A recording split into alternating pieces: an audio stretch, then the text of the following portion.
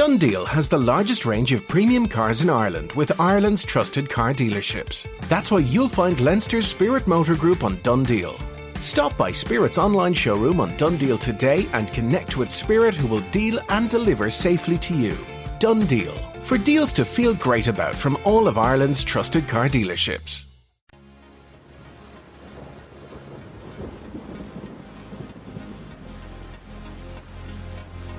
Welcome to the Transitional Changes Mission podcast show with your host, King Summers. And your host, Queen Summers.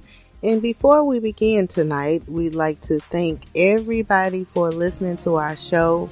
Thank you so much. We've heard everybody's letters and messages, also well wishes, spirit. And before we begin throughout our show, we'll be informing the format is based in part of the opinions of King and Queen Summers and in no part meant to impose on the belief systems of other individuals. You have a right to your opinions, even if it doesn't coincide with ours. And we welcome you to be a part of the conversation by writing to us at tcmissionspeaks@gmail.com. So we are about to dive into a hot topic, vaccine. That's what Transitional Changes Mission podcast show is doing. Current events and our mission to end family homelessness. But the current event that is surrounding everybody right now is the vaccine. That's right. That's right. And in Steven Spielberg's 2002 sci-fi film Minority Report, a special police agency called Pre-Crime nabs suspects before they ever commit an offense. No trial is necessary because the crime is seen as an infallible prediction of the future and thus a matter of fact. The movie challenges viewers to consider the tension between technological determinism and free will, between the rights of an individual and the health of a community. It's a useful metaphor for the argument against coercive vaccination. We are going to explain our opinions about the vaccine. We're going to drop some history on you about pandemics, things that have caused many harmful, saddened feelings towards people throughout the history of pandemics. We largely appreciate you taking the time out to listen to our opinions and our voice. Right, thank you. And some people argue that mandatory mass vaccination is an act of communal self-defense, and thus completely compatible with the principles underpinning a free society. Unless people are forcibly immunized, they will endanger the life and health of innocent bystanders, goes the argument. But such a position requires a level of precognition we haven't yet attained. Not everyone who is vaccinated against a microbe develops immunity to that microbe. Conversely, some unvaccinated people never become infected. Some people have inborn natural immunity against certain viruses and other microorganisms. Central Africans born with the sickle cell trait provide a classic example of such inborn immunity. Their sickle-shaped red blood cells are inhospitable to the mosquito-borne parasite that causes malaria.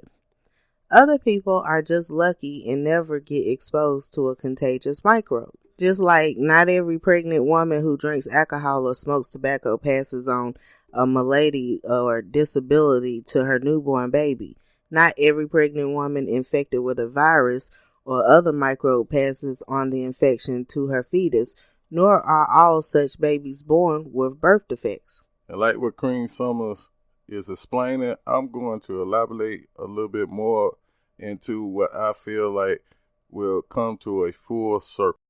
I will always promote what I am about to explain throughout this episode to lead to, hopefully, and praying that people be influenced to tackle it or try to attain this. One thing that we have been promoting throughout this podcast show, if you notice, is positivity. That's right. Now, with positivity, that is going to lead up to my ending scenario of what is about this vaccine. But before I get into that, I want to bring the audience into this with a couple of questions and a couple of celebrations. we are in a new year again. Yay! Happy New Year. We still celebrating. If people could remember the ending of 2019 and coming into 2020, that's what I'm about to reflect on, to just remind people of the feeling of feeling good and things starting to change. Within the month of January, a lot of things happened. We lost a great soldier, King Kobe Bryant.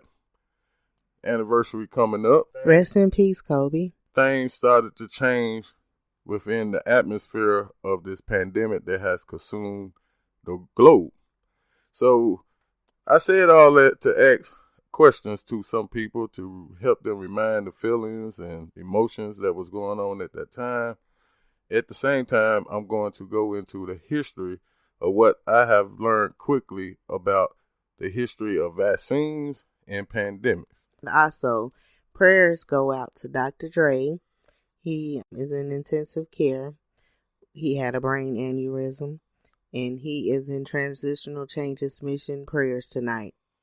Yes, and that goes for everybody that's in ICUs, enter into the hospital, ambulance, anything that is a dramatic change to the family system that you have been risen with, knowledge of knowing. Our hearts are out there with you. Yes, my with people. Love and care. So with Transitional Changes Mission, we are here to help you go over the hump. Yes, dramatic change has came, but change is good. Not in the sorrow or the grieving of a loved one being gone, but you are still having a great purpose, and Transitional Changes Mission has a purpose with you. With that, I'm going to ask you some questions leading up to where we are in the current event of the vaccine. And you can write to us at tcmissionspeaks@gmail.com and let us know what you think. So my first question is, how do you feel about the vaccine? How do you feel about it? Before I get into my answer of it, I'm going to give you some history from what I have did a quick learning on. I'm not a historian type of person or a pandemic study or a scientist, but what I have came up with the history of it, it shows similar, which is a lot of promotion been going on about it, but maybe people haven't been paying attention. And I'm saying this to influence you, to help me, help yourself, help your family, and tell everybody about the history. Because the past is the knowledge to the future. You have to have the knowledge of the past to get to the present day and the future. Past of this pandemic is not brand new to the globe. Right. And I feel like my personal opinion about the vaccine is not for anybody else, because we've all had knowledge of the vaccines now for a couple months. And December is when they first began rolling out the vaccines. So everybody know if they're going to get it or they're not going to get it. That's a personal decision. In that personal decision, the only thing I have to say with open arms and an open mind and an open heart is I'm not judgmental on the decisions that another person makes. You have to do what's best for yourself on an individual level, whether you're anti-vax or vax. But what I'm going to say towards that question is the history, what I have read about the Spanish flu is very comparing to COVID-19. And I influence again people to read up on the Spanish flu. Do your research. It came out in 1918, the summer of 1918. During that time, Theodore Roosevelt was the president of the United States. Also at that time, pay attention to this because this is going to lead up to my second half to the answer to this. There was a war going on. Anybody in school? I'm asking the 8-year-olds and 9-year-olds or parents that can relate this question to your children that's in school, because I was taught of it, but I don't remember the king that was assassinated, but I think when I touch up on it, I remember it was a king that was assassinated, and it started a World War I. The first World War I. And this was 1819? Yes, ma'am, and yes, Queen Summers, and that's the modern war history. So with that, the modern war, World War One, had started. Theodore Roosevelt was the president, and at that time, what I read up on, Spain was playing neutral in this war.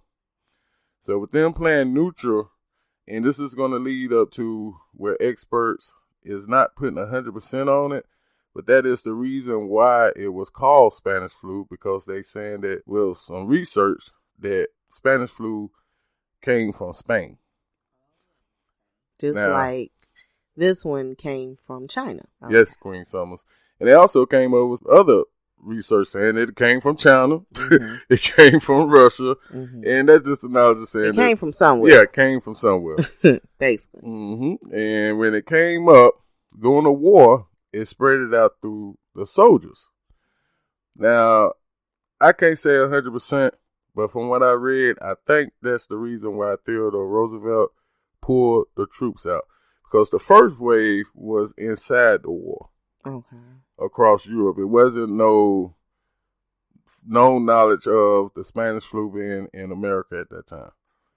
When it started doing what history says, Spanish flu, many deaths inside the war, and it started attacking the youth and seniors. Sounds familiar. So with them and other countries pulling out soldiers, with the soldiers coming back infected, starting to do what we call community spread. That started the pandemic across the globe. All right, now before we continue, I just want to let y'all know King Summers is not a historian. He has not done years and years of research. This is basically something that he read to be influenced to do my own research, and which was very shocking. So I just want to let you all know to do your own personal research. In no part is this meant to impose on the belief systems of individuals. You have a right to your opinions, even if it doesn't coincide with ours. And we welcome you to be a part of the conversation by writing us at tcmissionspeak@gmail.com. A free society demands adherence to the non-aggressive principle. No person should initiate force against another and should only use force in retaliation or self-defense. Forcibly injecting substances, attenuated microbes, or otherwise into someone else's body cannot be justified as an act of self-defense because there is no way to determine with certainty that the person will ever be responsible for disease transmission. Most states coax but don't coerce vaccination of children in the public school system. 2 of the 50 states, Mississippi and West Virginia, are indeed coercive, but the remaining 48 allow parents to opt out for religious reasons, and 19 allow for some kind of philosophical objection. Some states require parents to read about the risks of opting out before exempting their children. Some require them to acknowledge in writing that in the event of a major school outbreak of a contagious disease for which their child has not received immunization, he or she will be held out of school until the outbreak clears. Private schools requiring vaccination of children as a precondition for admission is not coercive, since private education is a voluntary transaction. But even with the government school monopoly in existence today, immunization policy in at least 19 states is compatible with the non-aggression principle. But free societies are sometimes messy. To live in a free society, a person must be willing to tolerate people who make bad decisions and bad choices, as long as they don't directly infringe on the rights of others. A strong argument can be made that it is self-defense to quarantine people who are infected with a disease-producing organism and are objectively threatening the contamination of others. But in such a case, the use of force against the disease carrier is based upon evidence that the carrier is contagious and may infect others. Any mass immunization program that uses compulsion rather than persuasion will, on balance, do more harm to the well-being of a free people than any good it was intended to convey. Wow. So there it is. Here we go again. Now I'm going to say something that I really need you to pay attention to, and